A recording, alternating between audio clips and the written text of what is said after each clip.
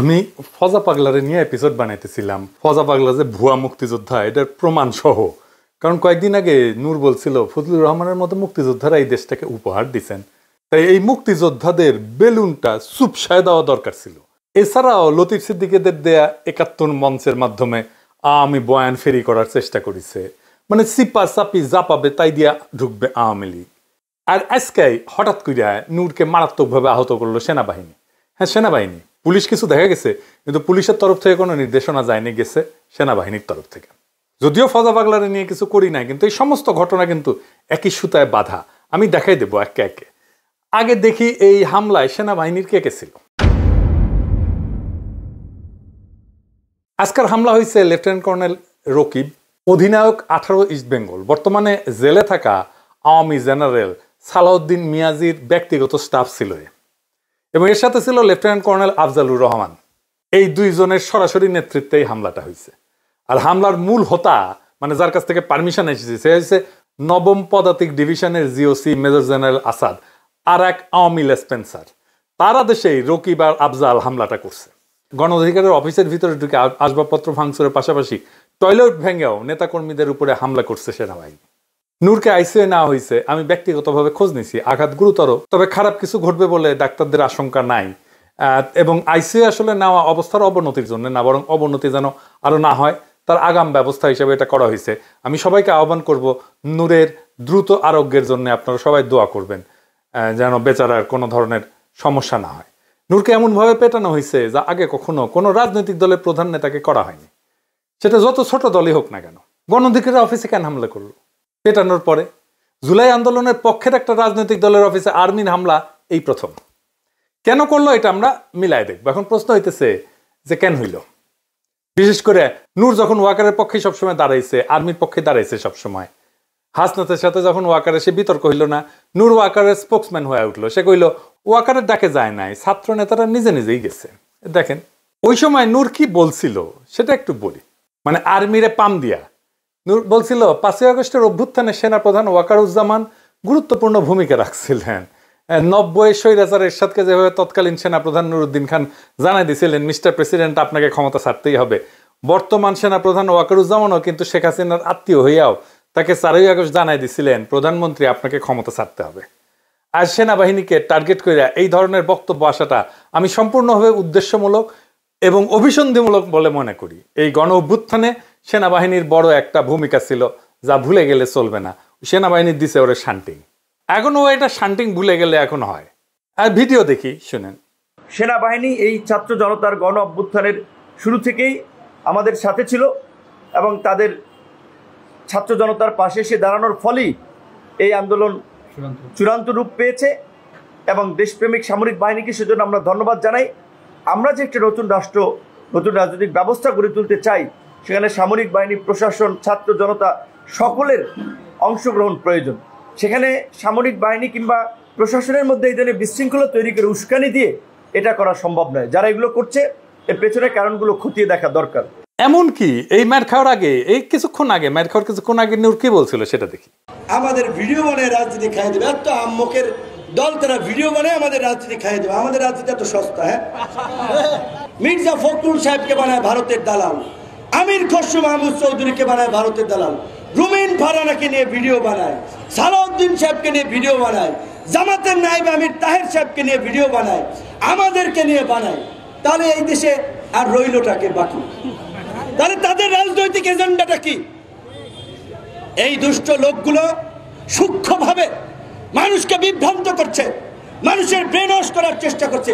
তারা অলিয়া উলিয়া দেখবেন মাঝে মাঝে ইসলামী লাইনে দু একটা কথা বলে, দু একজন হুজুর মাদ্রাসার ছাত্রদের পক্ষে ফেসবুকে স্ট্যাটাস দেয় তাদের ফেসবুক রিচটা, ভিউটা ঠিক রাখার জন্য। তারপরে ওই ভিডিও বানিয়ে সেদিন নাকি শুনেছি ওয়ালটনের কাছে পাঠিয়েছে। এই যে নতুন আরেকটা টাউট দোকান খুলেছে বাংলা এডিশন নামে, সে চালায় নিউ ইয়র্কে উবার, সে এখানে 1.5 কোটি টাকা খরচ করে আপনার লা মেরিডিয়ান হোটেল, লা মেরিডিয়ান 5 স্টারে বাংলা এডিশন নামে ধান্দাবাজির নতুন দোকান খুলেছে। জাতীয় পার্টিকে কিন্তু এখন পর্যন্ত নিষিদ্ধ করা ওইভাবে যায় নাই। কিছুক্ষণ আগে বন্দুকলা গাড়ি দেখেছেন না, এখান থেকে টহল দিয়ে গেছে, তারা ভেবেছে আপনারা যদি জাতীয় পার্টির কার্যালয়ের দিকে যাত্রা শুরু করেন সেই জন্য বন্দুকওয়ালারা একটা টহল দিয়ে গেছে, তাহলে জাতীয় পার্টিকে বন্দুক দিয়ে পাহারা দেওয়া হচ্ছে। জিএম কাদেরের বাসা উত্তরা, এত জায়গায় মব হইল, ওইখানে তো কোনো মব হইল না। তো এই যে তারা মবের পালোয়ান, যারা মব বিভিন্ন জায়গায় ফাটাইলেন, ওইখানে কেন ফাটাইলেন না? আবার সিলেক্টিভ মব করছেন, ফায়দা নেওয়ার জন্য, ধান্দা নেওয়ার জন্য অনেক জায়গায় মব করা হচ্ছে। প্রকৃত অর্থে গতকালকে এই রিপোর্টার্স ইউনিটিতে কার্যত এই সমস্ত বিভিন্ন ব্যানারের মাধ্যমে আওয়ামী লীগকে ফেরানোর কিংবা আওয়ামী লীগকে প্রাসঙ্গিক করার যে একটা প্রক্রিয়া চলছে, সেখানে বাধা দিয়েছেন যৌক্তিক। দেখেছেন তো, মানে ও মব নিয়ে কথা বলতেছে। নূরের পলিটিক্যাল স্ট্যান্ড ছিল pro Waker, pro army, pro মুক্তিযুদ্ধ। কয়েকদিন আগে প্রফেসর ইউনূসের সরকারকে ব্যাককল সরকার বলছে। দেখেন এই এক বছরে এটা কি বলবেন, ব্যাককল সরকার বলবেন, আহম্মক সরকার বলবেন, এক বছরে কোন জায়গায় নির্বাচিত প্রতিনিধি নেই। ইউনূসের কার্যালয়ে ঘেরায়ের হুঁশিয়ারি দিছিল নূর। ভাঙচুর ভাওতাবাজি বাদ দিবেন। ডিসেম্বরের মধ্যে আহত পরিবারকে 8 লক্ষ টাকা এবং নিহত পরিবারকে 1 কোটি টাকা করে আপনারা যদি সহায়তা দিতে ব্যর্থ হন, জানুয়ারিতে আমরা প্রধান উপদেষ্টার কার্যালয় ঘেরাও করবো। তার মানে গণ অভ্যুত্থানের যে সরকার, সেটার বিরুদ্ধে আর্মির পক্ষে নূরের সবসময় অবস্থান ছিল, যেটা ইন্ডিয়া এবং আওয়ামী লীগের একটা কাঙ্ক্ষিত অবস্থান। এই সরকারকে মেরুদণ্ডহীন এবং দুর্বল বলছে 11 মাসে নাকি তারা, মানে প্রেসিডেন্ট ইউনূসের সরকার স্বপ্নকে দুঃস্বপ্নে পরিণত করছে। ডক্টর ইউনূসকে নিয়ে আমরা অনেক আশাবাদী হয়েছিলাম, অনেক স্বপ্ন দেখেছিলাম এবং স্বপ্নের বাংলাদেশ বিনির্মাণ করতে চেয়েছিলাম, কিন্তু 11 মাসে আমাদের স্বপ্ন দুঃস্বপ্নে পরিণত হয়েছে। এই কথা আরো 6 মাস আগেও বলছে, যখন মাত্র 5 মাস হয়েছে সরকারের ক্ষমতা নেওয়ার। দেখেন, শুনেন। 5 মাসেও সরকার এখন পর্যন্ত বিভিন্ন পরিস্থিতির নিয়ন্ত্রণে খুব দক্ষতার পরিচয় দিতে পারে নাই। আবার বলতেছে লেজে গবরে করে ফেলছে 10 মাসে। মানে সে বলতেই আছে, সে 5 মাস পর থেকে এই সমস্ত আলাপ দিতেই আছে। এমন কি এই সরকারকে পুনর্গঠনের দাবি জানাইছে নূর। বলছে যে অন্তর্বর্তীকালীন সরকার মানুষের আকাঙ্ক্ষা অনুযায়ী কাজ করতেছে না, বেশি অক্ষম হইলে ক্ষমতা ছেড়ে দিতেও বলছে। শোনেন, ডক্টর মোহাম্মদ ইউনূসকে বলবো, আপনি যদি কোনো সমস্যা বোধ করেন, আপনি যদি রাষ্ট্র পরিচালনায় কোনো চ্যালেঞ্জ বোধ করেন, সমস্ত রাজনৈতিক দলের শীর্ষ নেতৃবৃন্দকে আপনি ডাকেন, তাদের সাথে খোলামেলা আলোচনা করেন। আজকে আমরা সমস্ত রাজনৈতিক দল যদি এই সরকারকে সাপোর্ট না করি, সরকার টিকতে পারবে না। এমনকি এটাও বলছে অন্তর্বর্তী সরকারের ক্ষমতা হস্তান্তর শান্তিপূর্ণ হবে কিনা সেটা তার সন্দেহ আছে। তার মানে এরা মাইর খাবে। দেখলেন তো, মাইর খাওয়ার আগেও কথা বলছে মব নিয়ে, যে জিএম কাদেরের বাসার সামনে কেন মব হইল না। আবার শোনান এডিটর সাহেব। জাতীয় পার্টিকে কিন্তু এখন পর্যন্ত নিষিদ্ধ করা ওইভাবে যায় নাই। কিছুক্ষণ আগে বন্দুকওয়ালা গাড়ি দেখেছেন না, এখান থেকে টহল দিয়ে গেছে। তারা ভেবেছে আপনারা যদি জাতীয় পার্টির কার্যালয়ের দিকে যাত্রা শুরু করেন সেই জন্য বন্দুকওয়ালারা একটা টহল দিয়ে গেছে, তাহলে জাতীয় পার্টিকে বন্দুক দিয়ে পাহারা দেওয়া হচ্ছে। জিএম কাদেরের বাসা উত্তরা, এত জায়গায় মব হইল, ওইখানে তো কোনো মব হইল না। তো এই যে তারা মবের পালোয়ান, যারা মব বিভিন্ন জায়গায় ফাটাইলেন, ওইখানে কেন ফাটাইলেন না? আবার সিলেক্টিভ মব করছেন, ফায়দা নেওয়ার জন্য, ধান্দা নেওয়ার জন্য অনেক জায়গায় মব করা হচ্ছে। হাসিনা 2024-এর নির্বাচনের আগে এই নূর কিন্তু জাতীয় পার্টির অফিসে গিয়ে মিটিং করছে জাতীয় পার্টির সাথে। জি, কিন্তু কেন নূর জাতীয় পার্টি নিয়ে বিশেষ করে সোচ্চার হয়ে উঠলো, এটার কোনো ব্যাখ্যা কিন্তু আমি খুঁজে পাই নাই।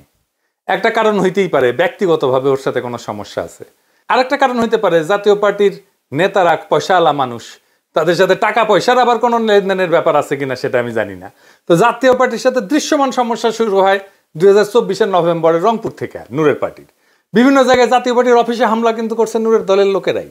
এইবার আসেন আমরা কয়েকটা ঘটনা মিলাই দেখি, হয়তো কিছু সূত্র আমরা পাবো। আসিফ নজরুল এই হামলার নিন্দা জানাইছে, প্রেস সচিব বলছে ন্যাক্কারজনক হামলা। তার মানে এইটা সরকারের ইচ্ছায় হয় নাই, সরকার জানেই না যে এমন একটা ঘটনা ঘটতে যাচ্ছে। এটা করছে ওয়াকার নিজে। ওয়াকার যেটা করবে এই পরিকল্পনাটা কি আর কাউকে জানাইছে?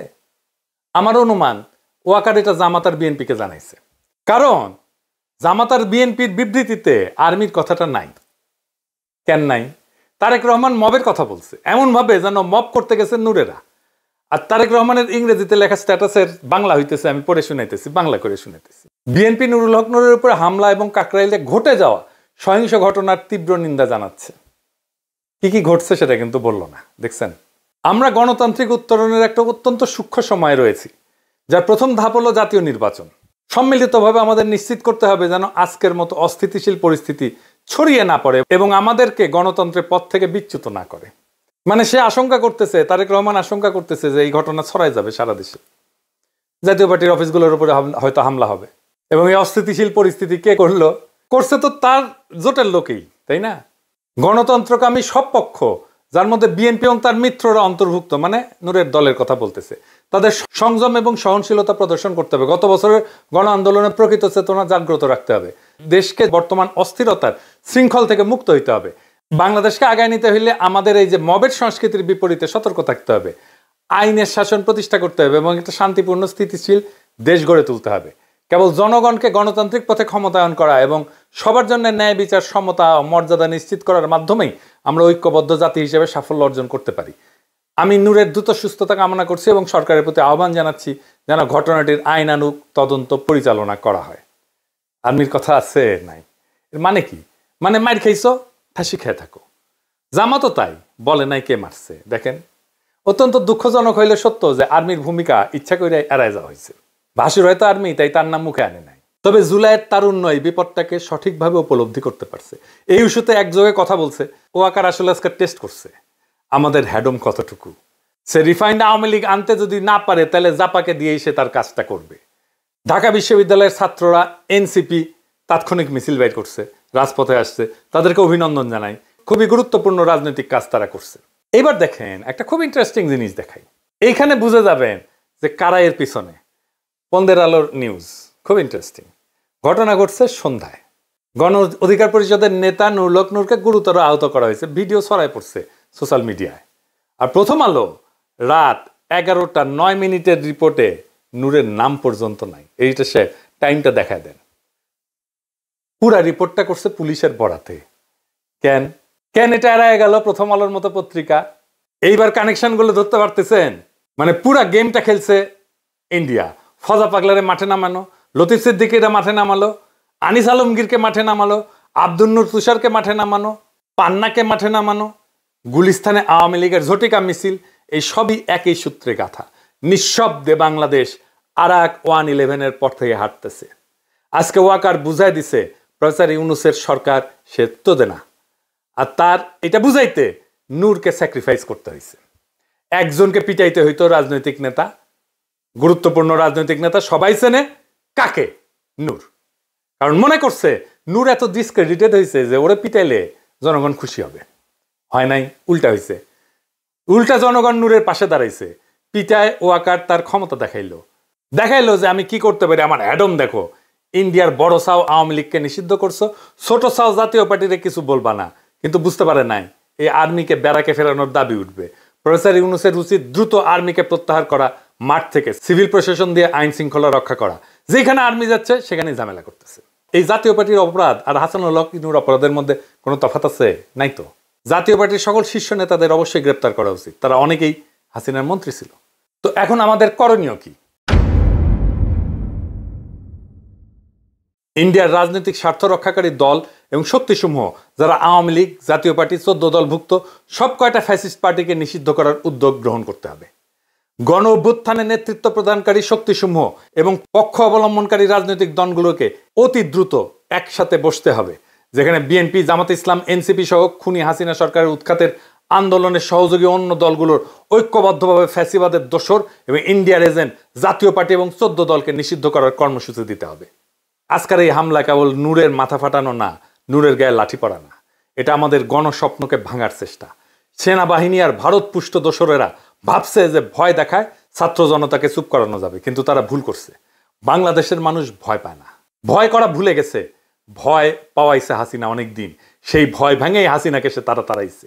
জনগণ পিছু হটবে না, ইতিহাস কাউকে মাফ করে না। আওয়ামী লীগ, জাতীয় পার্টি, 14 দল যে যার রঙে রাঙায় নিজেদের বাঁচাইতে চাইতেছে, তারা সবাই 2024-এর জুলাই বিপ্লবের পরাজিত শক্তির দোসর। আজকে বাংলাদেশকে রক্ষা করতে হইলে এই দোসরদেরকে নিষিদ্ধ করতে হবে। সেনারা ব্যারাকে ফিরুক, আইন শৃঙ্খলা রক্ষা করবে জনগণের সরকার, সিভিল প্রশাসন জনগণের প্রশাসন। আমরা চাই ভারতের দালালি থেকে মুক্ত একটা স্বাধীন রাষ্ট্র, আত্মমর্যাদাশীল রাষ্ট্র। আজকে সকল গণতন্ত্রকামী শক্তিকে এক টেবিলে বসতে হবে। বিএনপি, জামাত, এনসিপি, ছাত্র সমাজ সবাই মিলে ঘোষণা দিতে হবে, আমরা ফ্যাসিবাদের শেষ চিহ্ন মুছে দেব। ফ্যাসিবাদের সহচর সকল রাজনৈতিক শক্তিকে আমরা বাংলাদেশের রাজনীতি করতে দেব না। আমরা ভারতের দালালি ভাঙব। আমরা বাংলাদেশের ভবিষ্যৎ নতুন করে লিখব। যত আঘাত আসুক, যত ষড়যন্ত্র হোক, ইতিহাসের চাকা আর পেছনে ঘুরবে না। ইনকিলাব জিন্দাবাদ।